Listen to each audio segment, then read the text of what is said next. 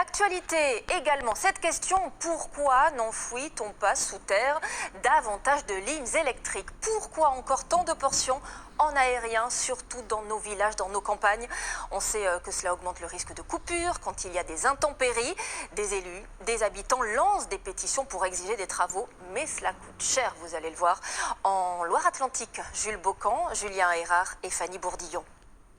Vous voyez tous ces câbles qui partent à droite, à gauche, c'est dangereux, ça a pu se voir lors des tempêtes. Comme Jocelyn, tous les habitants de ce quartier de Pornic partagent le même constat. Pour eux, ces lignes aériennes électriques sont désormais inadaptées aux aléas climatiques. Il y a des fils qui sont tombés avec des arcs électriques, et donc voilà, c'était dangereux à ce moment-là. Autre conséquence, des coupures à répétition. Ce riverain a lancé une pétition pour que les lignes soient enfouies. En attendant, il adapte son mode de vie. J'ai acheté cette petite centrale électrique qui est là, des petits accessoires qui peuvent se brancher comme une lampe sans fil, et puis le poêle à granulés pour me chauffer. Des équipements devenus indispensables face à la puissance des intempéries. Sur la côte ouest, les rafales ont atteint lors de la dernière tempête 160 km/h. En témoigne ce poteau plié en deux. Ce poteau va tomber. Il ne tient en réalité que par la tension des fils électriques qui vont d'un poteau à un autre. Pour que cela ne se reproduise plus, ce maire ne voit qu'une seule solution. On sait très bien que ces phénomènes climatiques vont s'accélérer.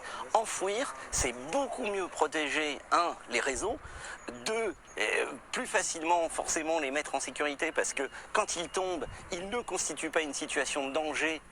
Enfouir, mais à quel prix ? Creuser des tranchées, isoler des câbles coûte cher. Selon Enedis, pour 1 km souterrain, comptez jusqu'à 120 000 € contre 20 000 pour des rénovations en aérien. À la Bernerie-en-Ré, 3 500 habitants, il n'y a presque plus de lignes aériennes.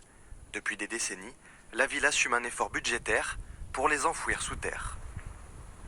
200 000 € par année, c'est-à-dire à peu près de 7 à 10% du budget d'investissement. Les dernières tempêtes là, de ces derniers mois, on n'a pas eu de coupure d'électricité sur la commune. Vas-y, au revoir. Alors l'enfouissement serait-il la solution pour les communes exposées? Non pour Enedis, car il ne répond pas à tous les risques climatiques. On est confronté de plus en plus à des inondations très fortes et intenses. Et sur ce type de risque, le réseau aérien est la meilleure solution. Donc il faut que nous, on trouve un équilibre entre protéger le réseau face à tous les risques dans un coût qui est raisonnable pour tout le monde et qu'on maintient dans la durée. Aujourd'hui en France, 99% des nouvelles lignes à haute tension